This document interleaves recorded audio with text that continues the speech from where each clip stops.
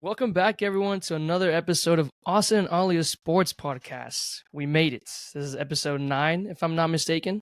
It is. We're back Episode into 9. Let's do it. And we're going to talk a lot today. Rangers are up. We're back up. That's something good happening in It's crazy. DFW I feel like Metroplex. literally every other week it's we're up, we're down, we're up, we're down, and Yeah, hopefully we can. better hope they stay hot. And right now, Yeah, they gotta stay hot. They gotta stay we hot. need to. And then when they stay hot, we just can't have two nice things at once, huh? It just doesn't happen. It's like doesn't. golf. You hit one good shot, you're not hitting another Next good shot's shot dog on the shit. same hole. No, that's it. Exactly. That's it. So that's what we're having with the Cowboys this week too. We're going to talk about them. Everything we kind of I don't want to say jinxed, but like talked about, try not to talk about. We're very optimistic about it. Didn't happen. Yeah. So Cowboys got too high on themselves. We're going to talk Cowboys, Rangers, obviously. By the next podcast, we'll find out if they're having to buy or not, Playoffs, yeah, or in the wild card, or out of playoffs. Hopefully not. We'll talk some NFL. Obviously, we'll go to some college football. Talk about that. Some pretty good games this weekend. And yeah, man, I saw you were at a concert this weekend. Yeah, I went to Cristiano Nodal at There you go. Dickies I was with your mom and then your younger sister and then Yeah, no, I Emily was and her very parents disappointed. too. Yeah, it was sick. It was pretty sweet. Really, Emily and I neither of us really had listened to a ton of his stuff. Like we heard a couple songs here and there, but obviously got tickets and went, and both of us loved it. It was a really, really good performance. I'm sure your mom and your sister said the same thing, but yeah, that's what my mom said. Yeah, she loved it. Yeah. He went 2.5 hours. Yeah, she was saying. He does have a lot of music. Crazy. Yeah. Yeah, and yeah, man, it was pretty sweet. So you could tell that they were trying to get him the fuck out of there because pretty much they were like, okay, hey, you gotta go. It's all of a sudden that last song came on and then the stuff went out and then no encore, nothing. He was out of there. Wow. So I heard it was really long. Yeah, it was long. I was especially on a Sunday night, I was dog tired. So I was getting ready. I was getting ready for work the next day, and I was like, bro, it is 11:30. I have no business being out. But no, I'm glad I went. It was a lot of fun, and I got to bust out the cowboy hat. So haven't worn that in a minute. So it was nice. It was good. But yeah, man, you were out of town. How was that? How was everything? I was. That you did? Flew out to Cali Thursday night. We had a late flight. It was 10:50. Got delayed. We didn't leave until 12 from DFW, 12 p.m. or 12 a.m. And my plan was to get to California, have me a fat, juicy burger from In-N-Out right when I got there. Yeah. But it was closed by the time we got there. No. That was thrown out the fucking window. So that was tough. Thursday. Got there super late. I think we landed at 1:30 Cali time. Jesus. It's 3:30 DFW time. That blows. Yeah, and then Friday, so it was my buddy's, my old college roommate. It was his 23rd, and he got a Airbnb out in Indio towards Palm Springs area. Okay. So that was nice. We stayed there the whole weekend. Grilled up some burgers, drank it up, got in the pool. That's respect. Got a little heat up koozie. Yeah, it was a good time. Okay. Came back Monday. Better weather. Now you're back at so it. where he stays at, yeah, it's nice. But then, since we drove closer to Indio, it was 95, it was hot. 97. Oh, yeah. So but I was we're going to be in the pool. Just like it was here. So it was fine by me. I wanted it to be hot. So yeah, that's fair. Yeah. Yeah, bro. At the TCU game this weekend, it felt like 103, Ooh, how was bro. that? It was just like the Colorado game. You know how we were just dying at the Colorado game? What time was kickoff? It was 11 a.m. also. So ooh. Yeah, it was brutal. Right in the hottest part of the day. And we got there at 6:30 to start tailgating, and so and we had a mimosa bar, and so after you had a couple mimosas, you had a couple beers, yeah. Saw the pancakes too. You was whipping it up. Hey, I was whipping it up, bro. I was whipping it up. So hey, if you want to see we got a tailgate this weekend. If you're not busy. What time did they play this weekend? 7. It's night game. Who do they play? West Virginia. Nah, I'm just kidding. I don't know. We'll see, man. I was supposed to have a game this Saturday, but it's also my birthday weekend, so I need to figure that out. That's fair. That's valid. Yeah. That's valid. But yeah, man, that was it. So nothing really too crazy going on. Just hanging out. Got a big trip coming up too, so trying to stay low key until then. Right. Yeah. So, but I guess all right, we'll man, talk about. You want to get into this? Yeah, this shit show. Yeah, the big shit show. The big shit show. So the Cowboys played the Arizona Cardinals, lost 28-16. Um, yeah, I kind of could figure that something was going to happen. I think we were primed for a letdown. Just good old Cowboys. I I don't know if I said it on the podcast, but I definitely was saying it like at work and stuff like that. Like, hey, like don't get too high on them. They're gonna let you down sooner or later. And didn't wait that long. Really didn't wait that long. I wasn't that hurt because I knew it was gonna happen. We talked about this maybe last not this week. week. Yeah, maybe not this week, but I knew it was gonna happen eventually, where they were just gonna lose a game where they shouldn't. I even told you, I was like, I think if any other games, it would be this game for some reason. Coming I don't off know 2 why. big wins. Just the trap was coming, bro. And Big point dog. Favorites. Favorite. Yeah. And like I want to say that in our last 8 games against the Cardinals, we're 1-7. 1-7. Which is like, I mean, obviously, right? They're different teams every year, but still, like the fact that you just like the Cardinals are just for whatever reason a bogey Have your team. number The Cowboys, for some reason, yeah, it just is what it is, I guess. So I don't know. I don't think I'm not like taking too much of it like to heart. I mean, obviously there were some like pretty big issues. I mean, red zone was pretty shitty, like it has been. Obviously, that's an issue. Yeah. But like you go into the game, you're missing 3 starters on the offensive line. You obviously first game without Trayvon Diggs, which I don't think we talked about him tearing his ACL last podcast. Yeah, it happened. Like Thursday last week. Thursday. Probably the day Thursday we morning. uploaded. Yeah. Yeah, I think Thursday morning. Yeah.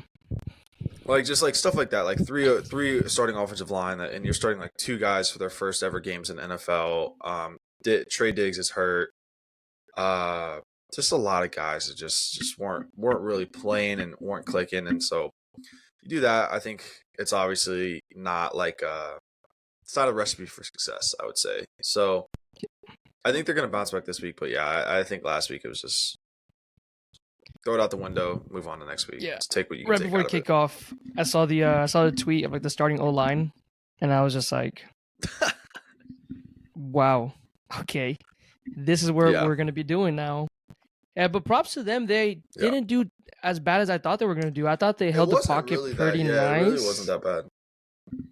So the struggles that we talked about. We still ran the ball pretty well. Red zone. I think so. I mean, Pollard ran for what, 80 or he ran for 100, 90, right? I think.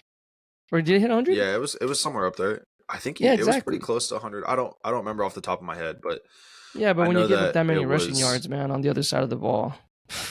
Yeah, I think I want to say it was Dan Quinn. I think he said that like there was only 3 people in the entire defense that played well, and they were all like secondary players. So like even I think it was like DeMarcus Lawrence, Deron Bland, and then like one other person.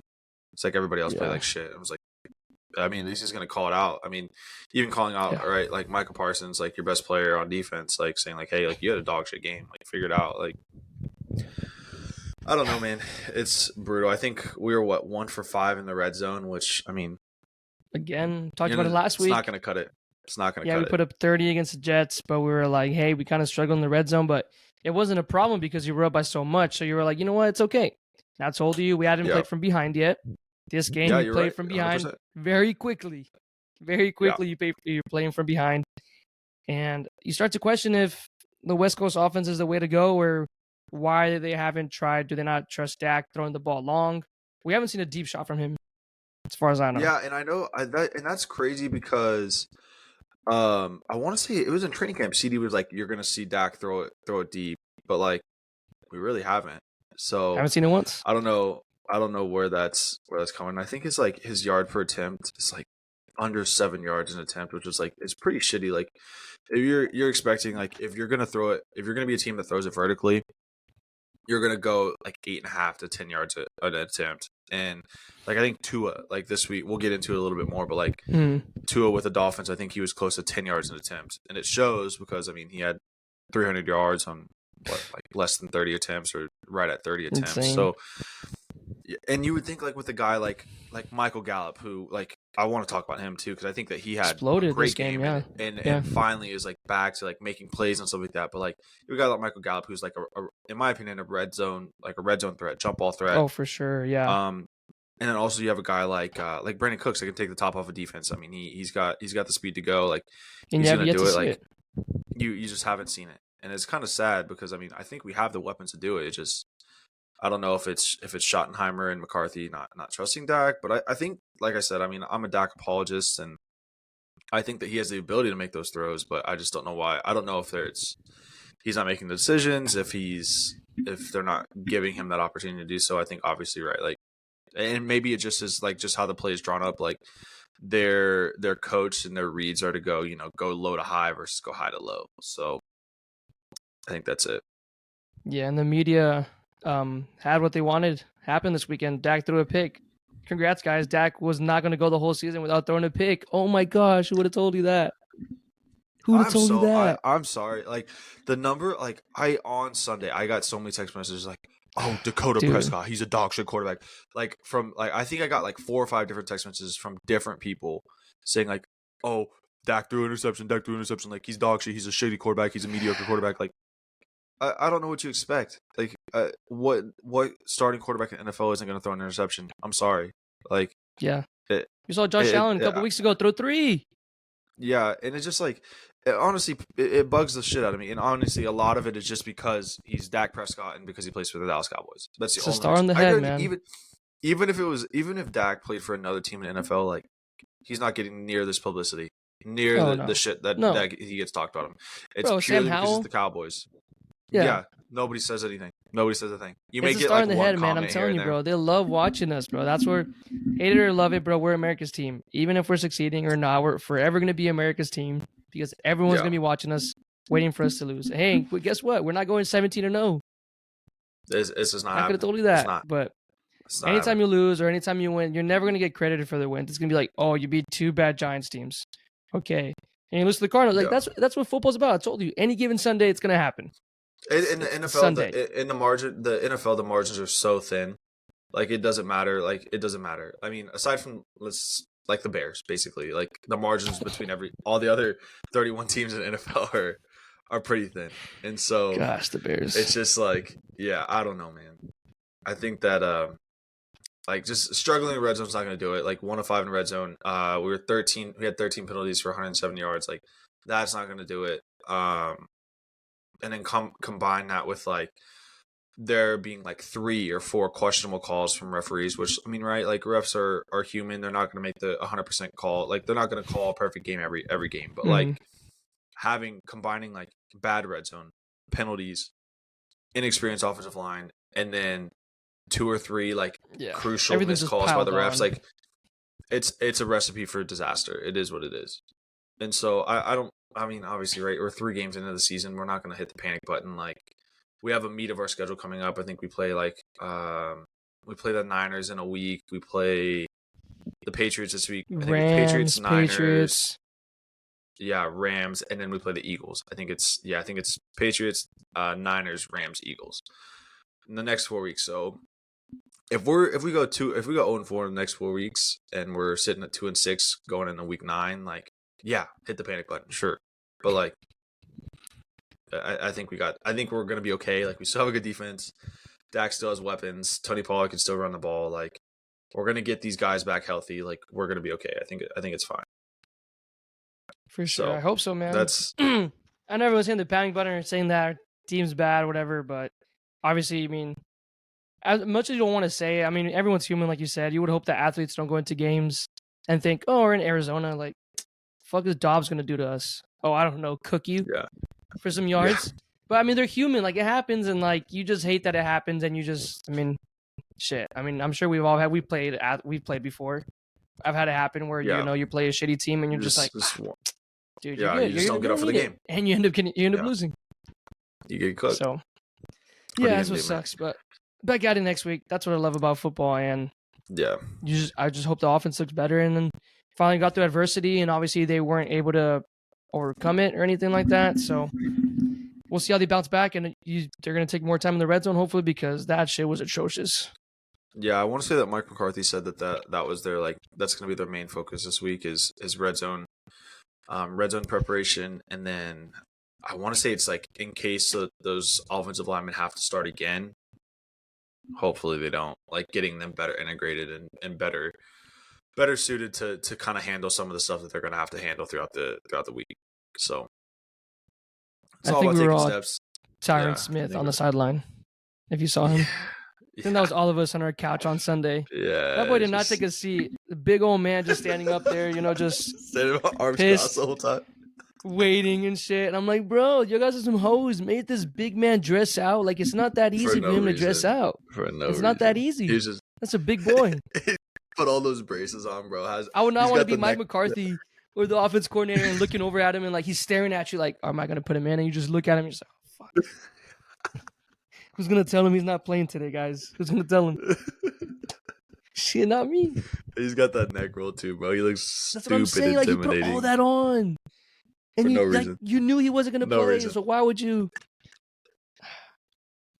But, again, Prospect O-line didn't do terrible, though. No, I think they're fine. I think we're going to be okay. We're going to be okay. We're going to, you make a couple different calls, couple better decisions from refs, you'll be okay. They're fine. But you want to rant any more about the Cowboys? You want to keep it roll? Let's go to other games, man, because Cowboys weren't the worst team this weekend. No, they weren't. We got two candidates coming up. So who do you think was worse, the Broncos or the Bears? We can start with one of those teams. Well, I don't know. I think the funny thing was that I think since we're in California, so the Cowboys are not like, obviously if you're in Dallas, like you're always going to get the Cowboy game no matter what on your TV, like local channel. Yeah. So I think it was going to be the Cowboys Cardinals. And then when I was watching it with my buddy and his dad, he's like, oh, bro, they switched it. Like it's the Chiefs and the Bears. I'm like, oh, that's not any better. No. Yeah. And then they switched it. They switched it like in the third quarter back to the Cowboys. I'm like, dude, this is not much better. But... All right, well, let's talk about that game then. That was the first one. I think it was kind of mainly overshadowed by Taylor Swift. I think that was probably the main storyline from that. Oh my gosh, yes. So, all right. So, backstory: if you're living under a rock and you don't know, Travis Kelce tied in for the Chiefs. Yeah, tied in for the Chiefs is rumored to be dating Taylor Swift. Well, at the game this weekend, Chiefs Bears, Taylor Swift was in the suite with Travis Kelce's whole family. So. They're cheering with his mom, saying like "Let's fucking go" whenever Travis scores a touchdown, balls out, like all this stuff. Cool. So the after effects of that. Since then, Travis Kelce's gained 300,000 followers on his social media.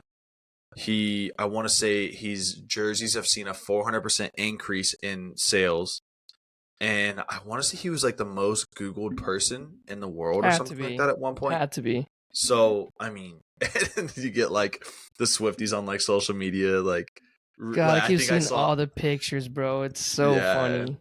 And then I saw today it was like it was a video of like the training camp fight that Travis Kelce like got into. Yeah, it is this like Swiftie was like, this is like in this video you'll see like Travis Kelce like swinging at taking a punch at one of his defense or one of his teammates. Like whenever he gets in an angry situation, he uses his fists. We should be worried about how he's going to use his fists with Taylor whenever they get in an angry situation. My gosh, yes, it's so funny. I love it. And they were like looking at her like outfit and like I think New Balances like the shoe she was wearing like went up in price too. The red and white ones, and then some jacket she was wearing from like the New Era store, like some regular ass fucking Kansas City like bomber jacket. Then like everybody's like, oh my god, look what she's wearing. I want it. I'm like, bruh. That's a Taylor Swift effect, man. That's crazy. Probably the most famous it's like woman legit, in the world or they're just like, or are they just kind of like just pushing it like just for funs?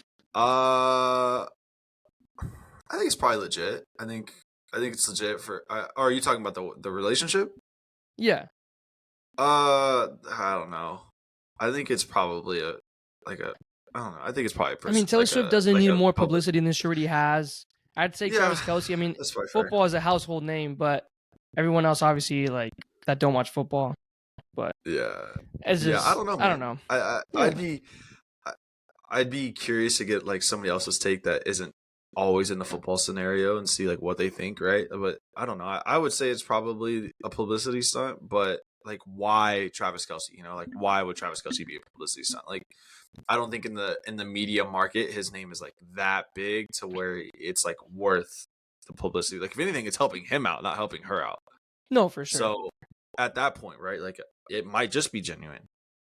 And so I don't know. It's Travis Kelce he's a good looking man, bro. I'll give him that. He's a good looking man. Hey, that's facts. And he's rocking the stash too. Hey, come on now. Yeah. Hey, right? I love that picture of them or the video of them walking away from the locker room or whatever. It's like so kind of awkward. Like they're not even like she's not even like grabbing his arm or like they're just walking and then Travis Kelce sees the camera just like Oh, that's Yeah, comedy. and then you seen like the various pictures of like them in that car afterwards, like Oh, the I haven't seen convertible the ones car. afterwards. Yes, No. bro.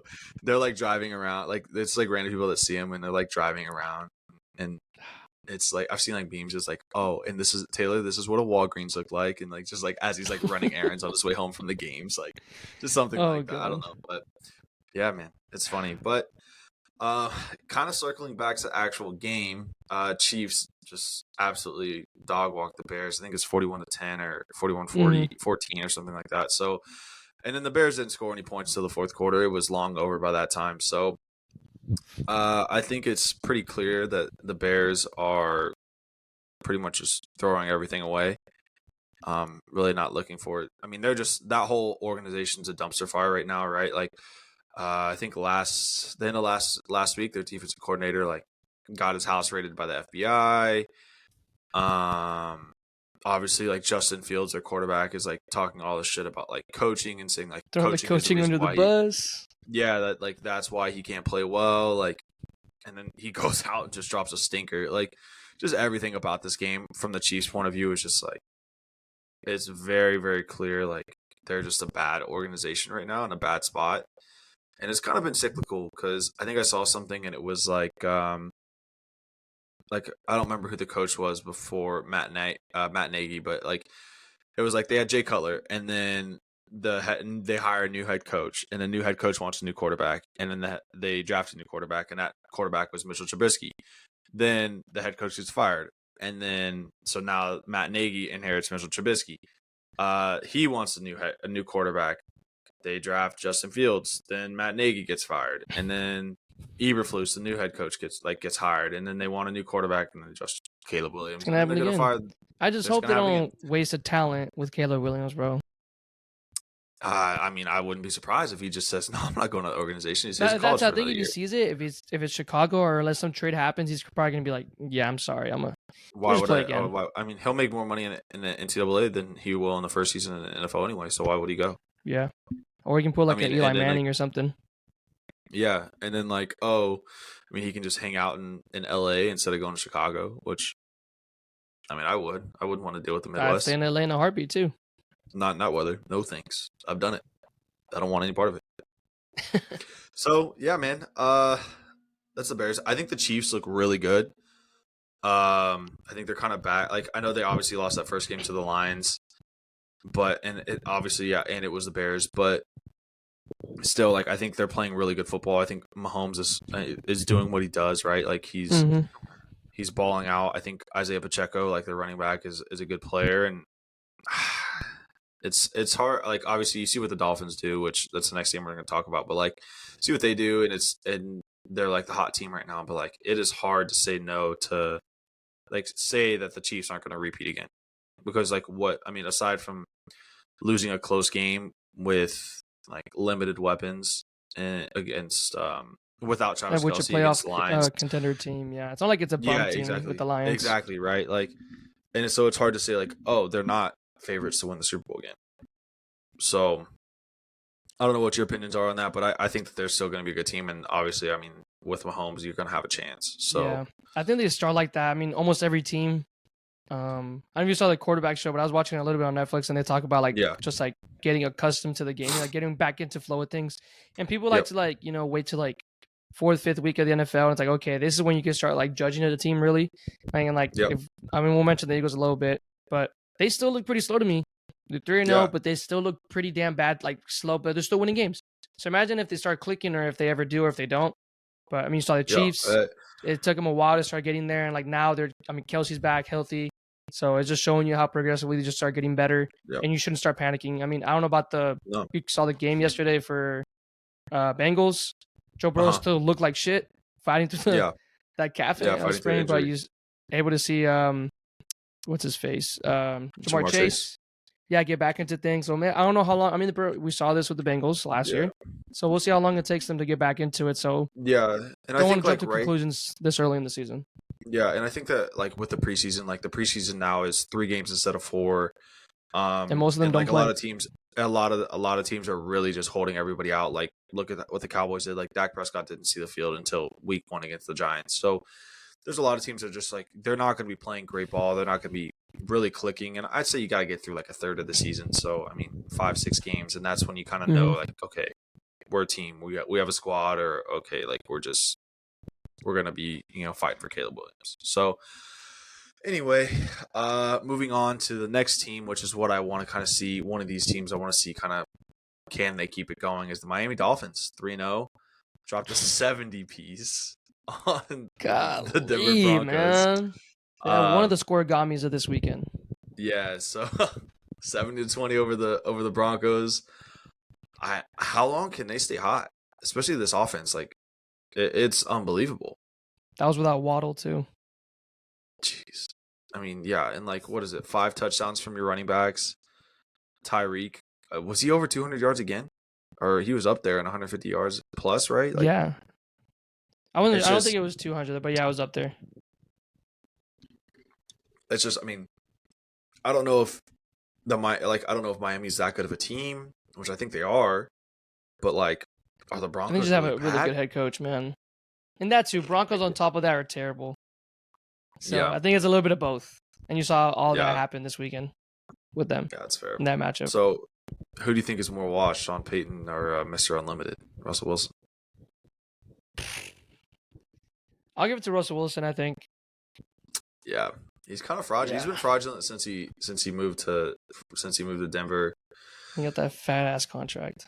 Yeah, so I don't know, man. I think Miami literally outgained Denver 2-1. So I mean, 720 yards or 360 or so, like, just unbelievable. Like, just video game stats. Like, you expect to be like running up on your like little brother, or your cousin, like, I'm gonna drop 70 on him for fun, like, just to make him cry and go home. But like, I don't know if this was a real picture, but like, I think I saw Mike McDaniel like in the stands, like, talking to fans. Okay, yeah, no, it definitely looks like him, but it's not him. I was like, okay, that's what I was gonna say. I was like, I don't think it's real, but like, still, I mean, it's just people are having a blast with that. It's just like, I'm really curious to see if Miami can actually do it. I don't think that Miami's really played a good team. I think they played a close game against Washington a couple weeks ago, maybe, or they played a close game against somebody. See. They got the Bills next weekend. Yeah, this upcoming weekend, so that's gonna be a great game to watch. Yeah, so looking ahead, right? I mean, there's a couple games. There's not really a ton of big, like, exciting games going on. I think you got like Cleveland, Baltimore, which is 2-1 teams. I haven't really heard a lot out of either of those teams this year, but like, Miami, Buffalo. I mean, that's two heavyweights, especially in the AFC East, divisional game. First of the two that are going to play against each other. I mean, what do you think there? Do you think has an edge? I know we saw Josh Allen really played a pretty shitty game in the beginning of the season, but and obviously Miami's coming in hot. So what are you looking at that, and what are kind of some of the storylines that you see going around? Yeah, you want to see if the Dolphins are for sure. I think it'll be their first actual test.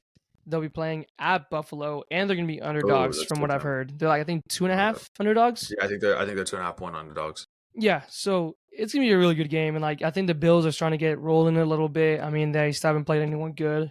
They had who did they play this week? I know they had the Raiders last week. And then this week. Yeah, I don't remember who they played off the top of my head. It wasn't Baltimore, right?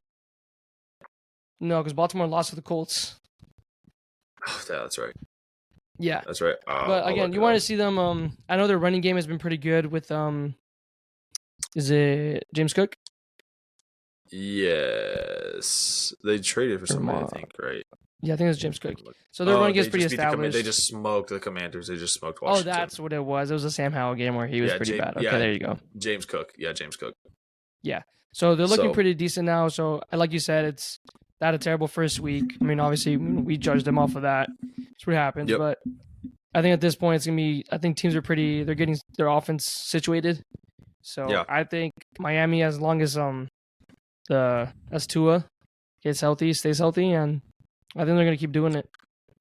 I think this is I think it's I'm kind of interested in it because in this game specifically because I'm surprised that Vegas isn't overreacting to Miami dropping 70 and having them as like a 3.5 point favorite or something like that. And I'm surprised that Buffalo is still favored in this game because my whole head is like, oh, this is just Miami's there's no way that they come they got to come back down to earth. Like, there's no way they stay that hot.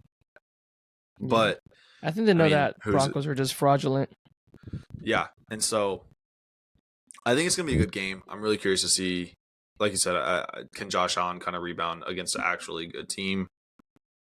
Can Miami stay hot on offense? And is there any way? I mean, like Trey White, I think is the Bills' corner. Like, can he contain Tyreek in some way? I mean, nobody's really been able to contain Tyreek at all this year.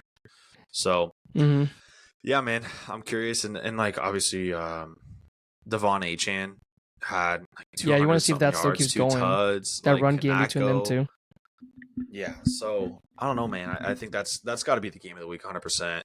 Yeah, it could also be a weather thing. Yeah, so it's a home and away. So in Buffalo, obviously, I mean, I don't know about this time. I don't know if it's cold yet or not. Nah, it'll still be pretty nice as long as it's not raining. Yeah, exactly. So I mean, I don't know if that comes into place too. I mean, obviously, because Miami's in a super hot weather, and you go to whatever they are. But same thing. If it's at Miami, it's probably gonna be favorites easily too. So yeah, that's they for sure see those. Yeah. And then 2 more games. Baltimore at Cleveland. I know a lot of my friends that are Browns fans. They were all, pretty pumped with the performance that the Browns had this week, and I thought they played pretty well. And Deshaun Watson was massaging his way back into relevancy this week. Except for that pass he tried to throw back to his running back. So it looks like the Browns, I mean, post Nick Chubb, and are kind of starting to get back into a flow of things, and I thought they looked pretty good this week. So obviously Ravens lost the game this week to another 2-1 Colts team that have looked pretty decent, right, with Gardner Minshew. So I think that's going to be a pretty tough, hard-nosed, little AFC North showdown. I don't know how versed you are in watching a lot of those games, but going to school in Cleveland, I saw a bunch of them, and it's pretty dirty football, but it's a good time. It's a little gritty if you want a little grit in your That's weekend. What they do, yeah. Yeah, so I think a divisional game is always good to watch. Yeah, right. So I'm curious to see if that post Nick Chubb Browns kind of keep it going. I know Lamar had a pretty big game this weekend and a loss, so can he kind of ball out and kind of keep his momentum going? So I'm curious to see that. And then obviously the game that you and I are kind of most looking forward to is this Patriots Cowboys game. I think we're 7-point favorites, if I'm correct. I think that I don't know. In my head, this is as much of a get back on track game as you can have. There's the whole you get scrutinized nationally. You obviously, right, America's game of the week is gonna be America's game of the week this year, or this week. You lose a game that you absolutely should not have lost to the Cardinals. I mean, just really bad refs, 13 penalties, 1 for 5 in the red zone. I think this is as much of a get back on track game as you can have for the Cowboys. I don't think the Patriots are that good. Mac Jones is really not the answer. That's my personal opinion. I don't know how confident you're feeling, but I think I'd feel pretty confident saying Cowboys are going to win. I would probably say confident they're going to cover the spread too. Oh wow, okay. Only as confident as you, obviously. Yeah. But obviously they signed Will Grier to their team. Yep. And Zeke too. So they're talking about. Yeah, we're aware of that, so we're gonna try to switch up some stuff because I know they know. I mean, they know everything, or most of our stuff. I just hope they don't try too hard to make anything different because I mean they're scouts, right? They kind of already know what you got going on, but it's just how you execute it and how you're able to still make them think that there's a possibility of something else happening. So I just hope they don't get too cute with it or try to switch so much stuff up where they're oh, we got to make sure that Will Grier or Zeke doesn't blah blah blah blah blah blah. So I hope they just don't think too much about it. I think that's fair, but I think that a lot of that is kind of just played up for the media, and I think that it's really not going to be that big of a deal. I think that they may change some hand signs and stuff like that, but I don't think they're going to go and change their entire game plan because right at the end of the day, Will Grier isn't going to be sitting there telling Bill Belichick, or I think Bill Belichick's son, who's the faux defensive coordinator. I don't think that they're going to say oh, they're lining up in this formation, they're going to run this play. And I don't think that's going to happen. Yeah. And I think that a lot of it's just kind of overblown. And obviously, right, I know that there was I think it was week 2 where Baker Mayfield in their game, like he had the signals of the defense, and like they could tell like what they were gonna run through just like knowing their calls and stuff like that. So I think that if your defense is smart enough to kind of do that anyway, like they're gonna figure it out in the basis of a game. So I like I said, I think a lot of it's kind of overblown, and I think you're right. I do agree with you with the fact that I don't want them to change too much because they're like trying to be like, oh my gosh, like I'm thinking like it's Bill Belichick, like all this stuff. Like, no, I think I think they're gonna be okay. So, but with that, man, do you got anything else on the NFL before we kind of move and get the gloves, get out on the diamond? Yeah, I put Zeke down for anytime touchdown. I like that. It'll happen. It'll happen. I like that. I haven't scored all season, but it'll be this week. I promise you. It'll be this week. Yeah. Too bad the kettles are out and let him jump into the kettle. Oh, dude, I hope they get rid of that because he's gonna be eager to be in the end zone now. Yeah, but all right, man. Well, let's get to the outfield. How break it down for me? What are we looking at? Let's do it, man. Rangers are back. How many times have we said that in the past couple weeks? Losing count. Rangers go on a win streak. They still haven't lost. They get on top of the division. At one point, I said that I didn't think they were going to make playoffs. And, I mean, I just think no one wants to win this division, clearly. Mariners are bad again. Astros they got swept by the Royals. And the past week, they lost a series to the Royals, Oakland, two worst teams, and they get swept at home. Was it at home or was it at Kansas? No, it was at home. Yeah, it was at home. It was, Yeah. And it just shows how, I mean, I've said it again, they're just so bad at home, but they're so damn good on the road, which is obviously scary. I mean, we've seen that the Astros at the Rangers absolutely demolish us in a series, the last series. In person. So, yeah. So it's tough, man. It's, as of right now, Rangers would begin the number 2 seed. They'll get the bye, and they'll probably end up playing against either Minnesota or most likely Astros, unless they just absolutely fuck it from here. Which they're playing the Mariners right now, so pretty damn good baseball to end the week. But next podcast, we're going to see how everything's played out for playoffs. Yeah, I would like the record to show that 2 weeks ago I said that the Rangers were going to win the division. Just want that to be known. I did say whenever we first started saying, like, hey, like, hot take of the week, if we, if we get something wrong, like, we're going to admit it. We're going to be our own worst critics. We're going to say that we don't know ball. But I did say that, and I know it's still early. A lot could go wrong. Yeah, and chill I really out. could be shooting myself in the foot here. Left. But I'm just saying, next week I might be taking a victory lap. That's all I'm saying. I'll take it with you. I'll run it with you. I'll run an extra one. I'll run an extra one if we win the division because that would be massive. Because I held off on buying playoff tickets because I'm like, we might not even make it to the divisional series. Might not make it to the division. Yeah, so, I mean, we're up 2.5 games right now. I mean, currently we're losing to the Angels 4-1. Yeah, we're still losing, right? So, I mean, it's going to be tough. So, obviously, Astros and Mariners, that's this weekend. Astros will be playing at Diamondbacks this weekend. So, that's going to be a good series because the Diamondbacks are still trying to fight their way in to the playoffs. They're currently in the playoff spot right now. Stay on the Rangers, then we'll talk about the playoff picture for the rest of the teams. Gray was able to pitch yesterday. Finally got a first win since August 11th, over a month. I didn't realize that. He was playing some bad ball. I mean, this is the most that he's pitched. He's been pitching a lot. He's usually an injury-prone player. This is the most he's pitched, and he hasn't been looking good. I think he went like 5 or 4 starts in a row where he just couldn't get past the 4th inning. So, I mean, he looked good yesterday. Gave up a solo bomb, but then was looking good, but then came out. Something with his wrist, but I think he's going to be okay. I hope he just starts heating up now for the playoff series because he's probably going to be your third guy. You're going to go Montgomery as your ace. That's crazy. Scherzer? That's what I wrote that down. I want to talk about Scherzer. They asked Bochy about it today. He said that they asked Bochy because they're like, I mean, it's like you got to think that he's out of the picture. I think it's at like 8 weeks. Right now, I think you're heading into the 3rd week. 8th week would be like the 1st week of the World Series if we make it to the World Series. Oh, jeez. Yeah, that blows. So, but Bochy said like, hey, I wouldn't rule it out. I mean, he really wants to get back out there. He's progressing pretty well. And like, Max, he's a competitor. Specimen. He's gonna be out there. Exactly. But you also want to be safe if you're the Rangers because you have him for one more year and you don't want him not to pitch for you next year because it's definitely going to be part of your rotation. So we got that. Might have that postseason return for him. In Bochy, we trust. When do we not trust him? Bullpen does pretty well over this week. We got to see Hernandez, even though he's shown a glimpse of, he's got some really good stuff. His just command's really bad, but he was able to get out of a bases loaded jam yesterday, which is massive. I was shitting my pants watching that. And you see Heaney come out and pitch you like 1/3, like the eighth and the ninth, so he closes it out for you. I don't know if you see him in a closing role, but I mean, I think he's just throwing.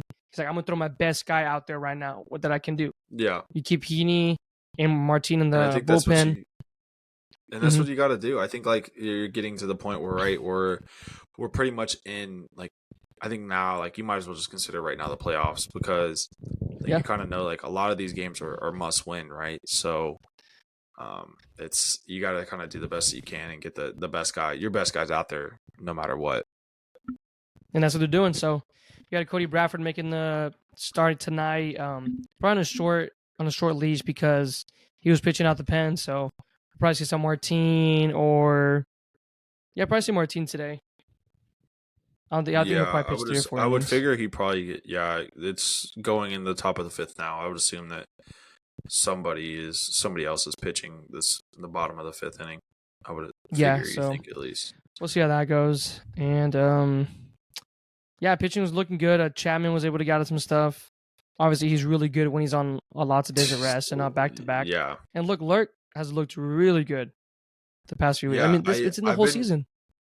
I think it was like this past weekend was the first time that Chapman and the Clerk like had pitched, like I think it was back-to-back days with no rest. And they like, I think previously they both have been pretty dog shit at it, but like they both like just whatever it was, like just decided like, hey, like we're gonna go crazy today. I mean, Jose originally came in the season as your closer. Yeah.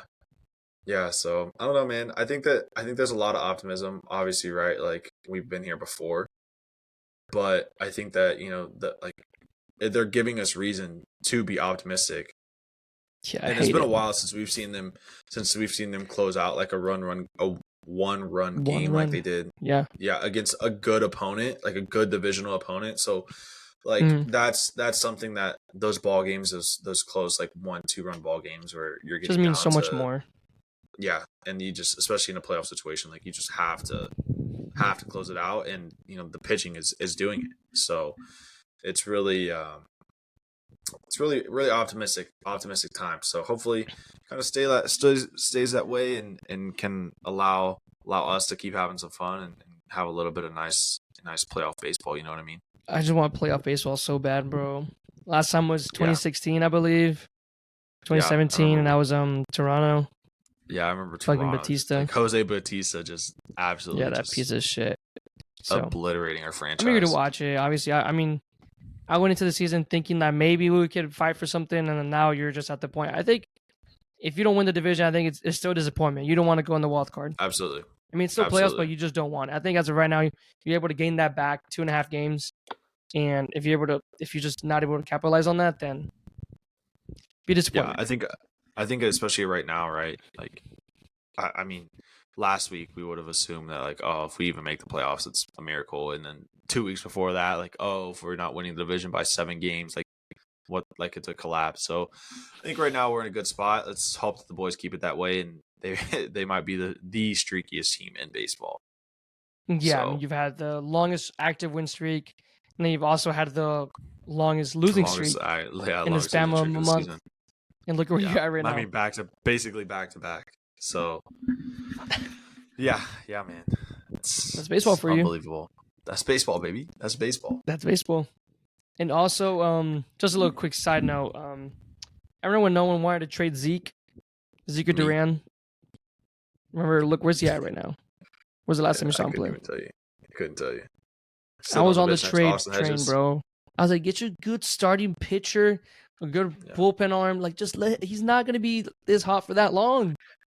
Yeah, at this point, everyone said, no, why would you trade a utility guy like this? Gave you like 4 fucking errors in third base while Josh Young was out. We have to watch Josh Smith play. Because he was so much better defensively. Bozo. Yeah, don't get me started on that bozo. Yeah, I just want to throw that out there that I was on the trade Zeke train, and you probably forgot about him. It's been, I don't know, like maybe 3 weeks, 2.5 been a weeks. You minute haven't since seen him I've play. seen him. Not even It's been a pinch minute hit or since we've anything. seen him. Yeah, It's embarrassing. just want to throw that out there. You could have got you another bullpen arm, but no. Yeah, you guys wanted that's him. fair. That's fair. All right, so let's go to the playoff picture. Unless you got something else you want to say about the Rangers. Yeah, just Rangers really quick. I want to talk about the Round Rock Express, the AAA team. Just really briefly. So they ended up winning their, like, I guess the second half league. I don't know if how minors work, but they're in like their AAA like championship game. But really, I was wanted to talk about it because obviously, right, like Wyatt Langford and Jack Leiter both got called up. And right now I looked it up. In the first game of the championship, Wyatt Langford is currently he has 1 at bat, but he has 3 walks. So still, So I think he has 1 at bat, like a strikeout and 3 walks. So just wow, the man is just I think he has like 1100 OPS at AAA. So, he's disciplined, bro. That's what I love. He's crazy, and he's just been absolutely balling. Jack Leiter made his first start a couple days ago.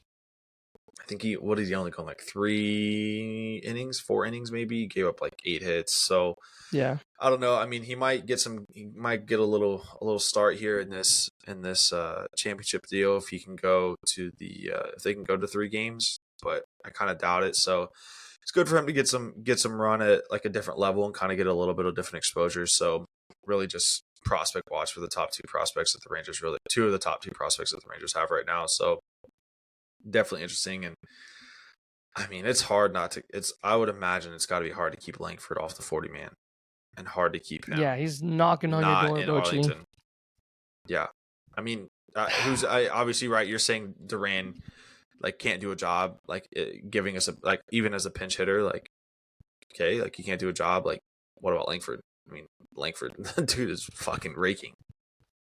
So dude, it's early. It's early. I mean, I'm excited. I'm so excited. Our outfield's gonna be set for a long time. Yeah, and I think he's had 44 games in the minors between rookie ball, high A, double A, triple A, and like 200 plate appearances. So like obviously, right, still super young into his professional career, but I mean, it's hard not to be excited about him. And I guarantee, like if he's not in the big, I mean, he's not going to be in the bigs, and he'll still be considered a prospect going into next season. But like if he's not in the top 5 prospects in baseball next year, like something's wrong, because I don't understand it. So at least top 10, I think. But yeah, top 5. I mean, what he's showing right now, I don't see why not. Yeah. But yeah, man, that was all I had for the Rangers. So I know we got a little bit of thanks for the playoff picture talk. The AAA update. Love it. Yeah, down on the farm, baby. Down on the farm. Down on the farm. We got a good farm, so we got to be proud of it. Yeah. All right, we'll start with the playoff picture for the National League. So obviously, Braves, Dodgers got their byes. They clinched. Braves are just a fucking powerhouse. Unless they get cold at the wrong time, that would just suck. Brewers are soon to be clinching. I think their magic number is 1, so they got to win 1 game and they can clinch that division. They'll be the 3rd seed, and they'll be in the wild card. Right now, number 4 is Philly. They're up ahead by 5 games on Arizona and the Cubs. So I think Philly's almost close to that playoff bound. Yeah, they're pretty locked. Yeah. Arizona and Cubs they're tied. I'm sure Arizona has a tiebreaker on them. So it's Arizona 5, Cubs 6. Okay. No games in between them. Miami's right there with 1 game behind them out of the playoff race. And then I put Cincy in there. They're 2.5 games. Something could happen. I want to say they lost today, so they probably dropped down to 3.5. So that's them. And I mean, there are going to be some key series for them. So Cubs and Braves are currently playing right now. That's their series. Diamondbacks and Astros is going to be on the weekend. So, I mean, the Diamondbacks are still trying to play playoff baseball, and so are the Astros. So that's going to be a really good baseball series to watch. I mean, I think everything's going to be must watch. If you haven't watched regular season all season, and you tuned in right now, get into it. Perfect timing. Yeah. You got the Rays and Blue Jays. Rays are still trying to fight for the number 1 seed. Yeah, number 1 seed. They're 2.5 games behind, I believe. And then Cubs and Brewers is one that I'm really looking at too. Brewers are probably gonna be clinched. So I don't know. I'm not saying they'll give games to the Cubs, but I mean, if the Brewers haven't clinched yet, then they're gonna want to win games. Yeah, I see what you're saying. For the National League. And in the American League, as of now, the Blue Jays are the 5th seed. They're kind of locked in the 5th seed. They're up by 1.5 games. Astros are 6. Mariners are 7. They're 1.5 games behind. They're currently playing right now, so that's another good series, obviously. And then you got Orioles and Tampa. Tampa's behind 2.5, but Tampa's most likely going to stay at the 4 seed. So it'll be Minnesota versus Astros or Mariners, and the winner of that will play the Rangers, hopefully. Probably us, probably the Rangers. Mm-hmm. So a lot still going on this last week of baseball. I love it. This is what you lived for. The last day. October, baby. October baseball. 162. It's getting here. Getting close. It's been a long season. I'm glad to get back into this little playoff hunt. I think it's going to be fun and excited, man. Excited for a little bit of playoff baseball, hopefully, in Arlington.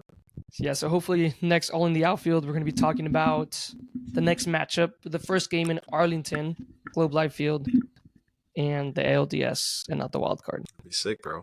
Would be sick. It would be. Long time coming. Yeah. So I'm going to hit the showers, get my shit ready, run my ass to AU. Yeah. Get the notebooks. Yeah, we'll keep it quick again. I feel like we always have a tendency of running long nowadays, so I try to keep it short.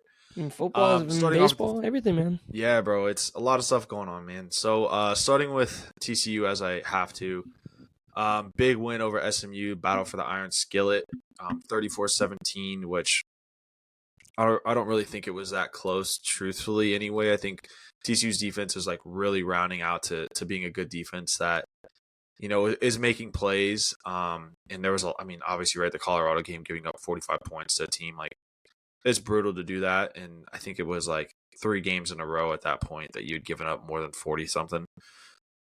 So yeah, they're starting to kind of to round out in the form and kind of like we had said in the NFL, right? Like you need to get through like a 30-year season to kind of figure out like if you got a squad or not. Well, like TCU's finally getting to that point where they're 4 games in, sitting at 3-1 out of their 12-game regular season. And I think if they kind of keep it up, right, like I think that they got a shot to go on a run here. And assuming that, some things kind of fall their way, I think there's a legitimate shot that they're playing in the Big 12 title game against Texas in December.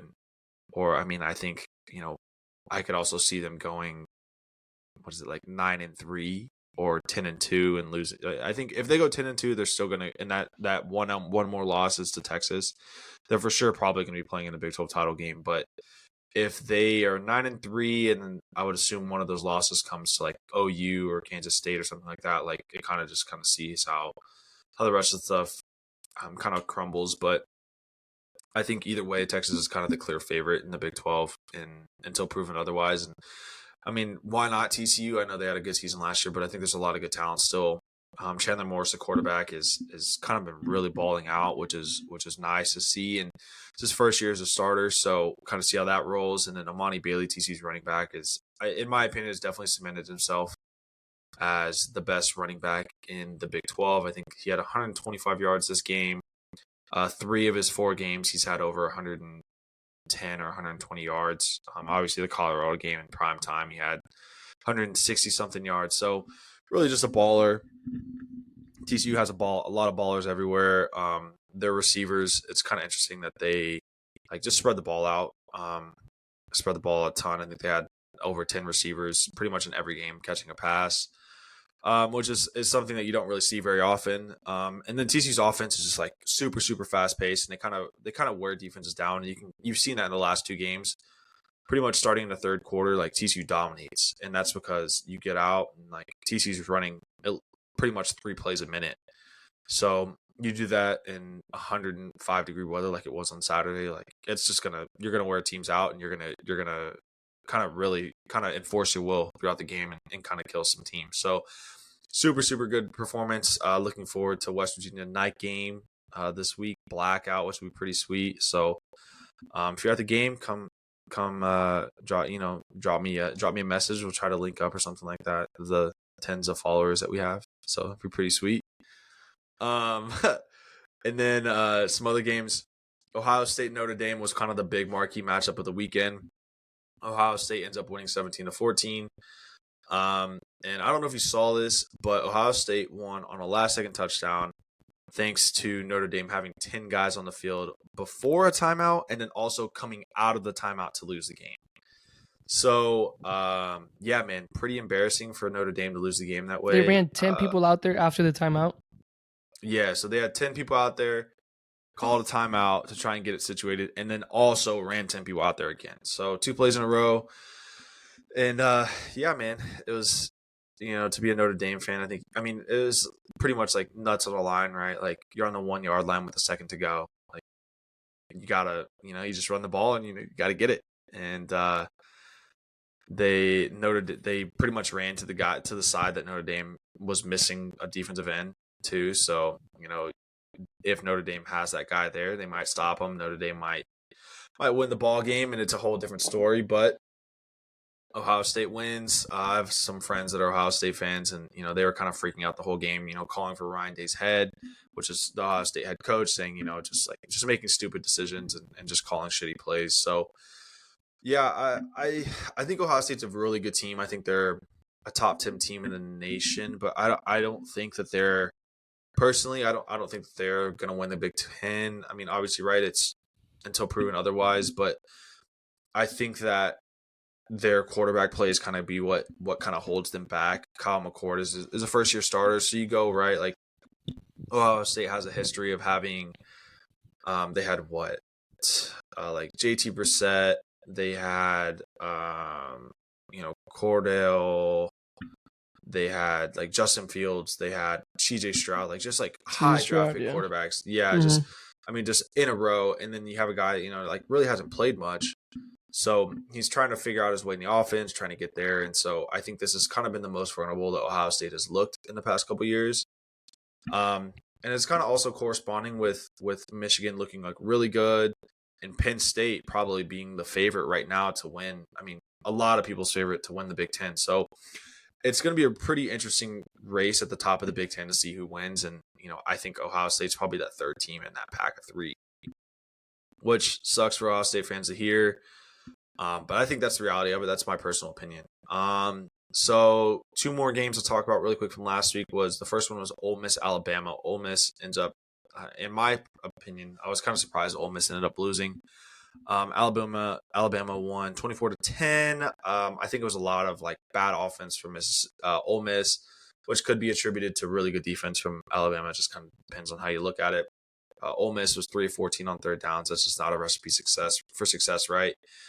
I think that their quarterback play for Alabama is pretty efficient, but I think still like looking at their schedule, they play A&M in College Station. They play LSU.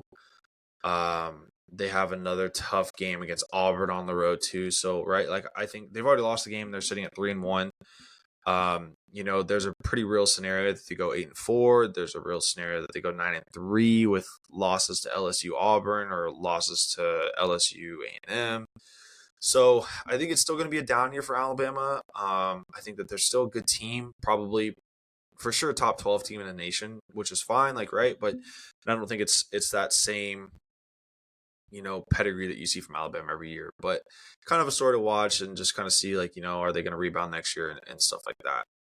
And then kind of another one of those like really, really good games that were on the West Coast that is, in my opinion, like one of the games of the season, or at least one of the performances, for sure one of the performances of the season was Washington State beating Oregon State 38-35. Cam Ward is the quarterback for Washington State, and I kind of mentioned him last week. He had going into last season, he transferred from Incarnate Word to Washington State. And this dude is a certified baller. He's a freak.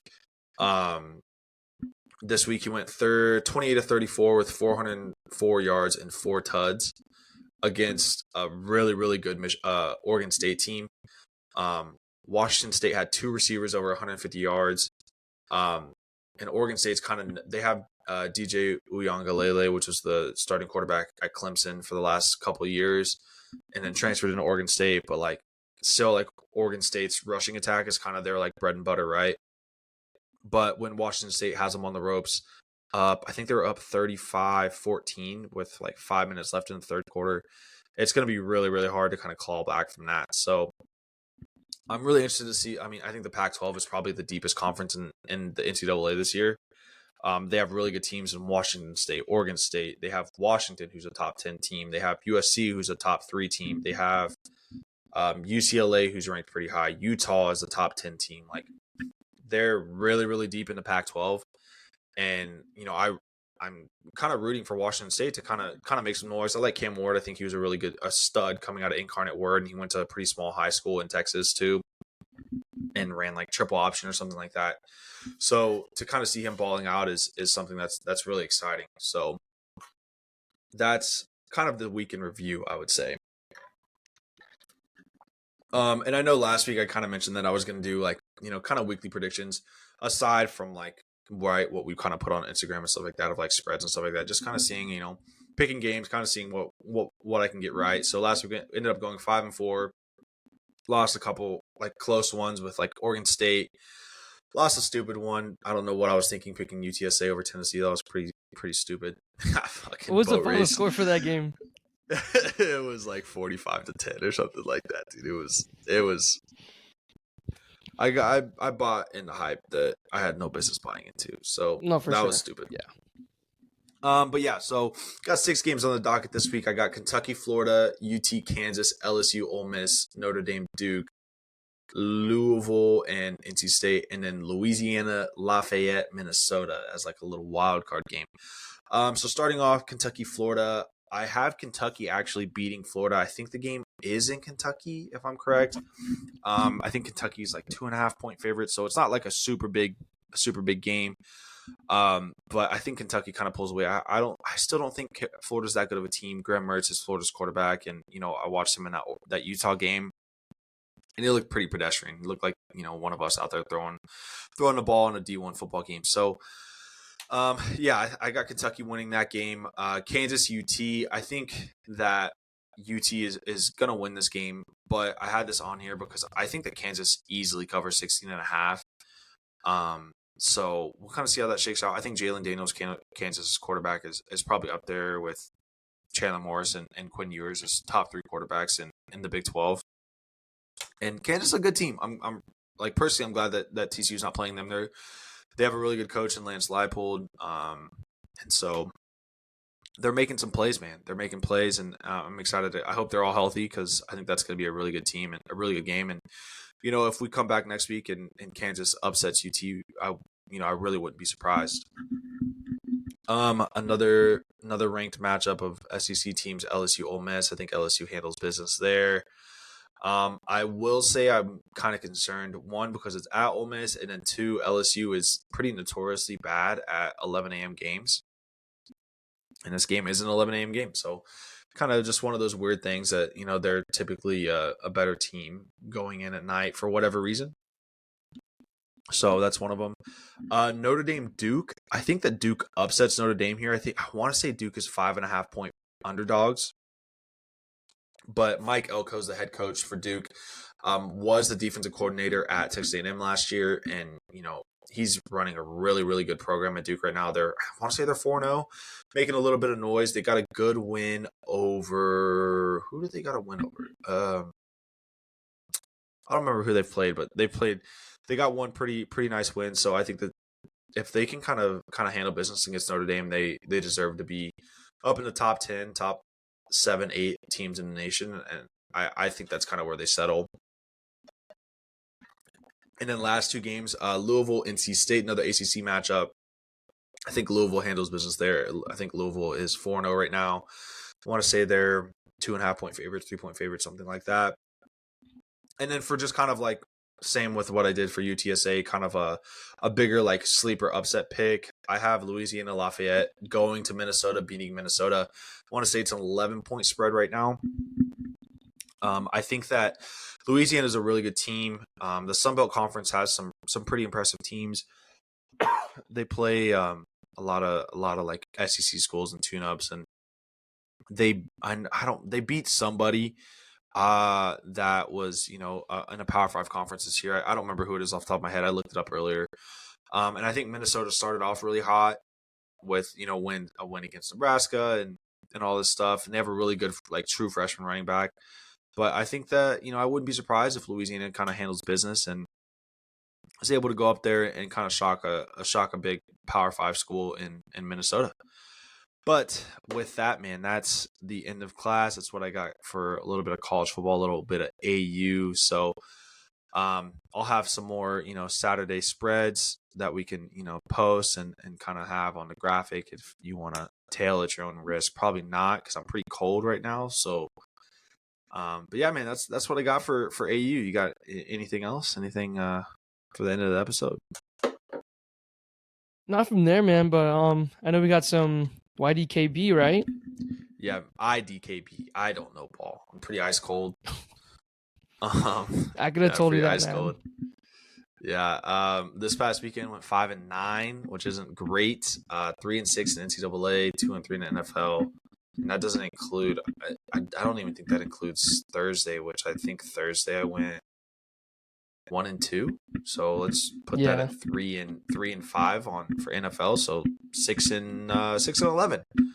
So yeah, super hot. So yeah, man. Yeah. Clearly, if you want to tell me, I cleaned the house on Thursday, swept. Yep. And I went.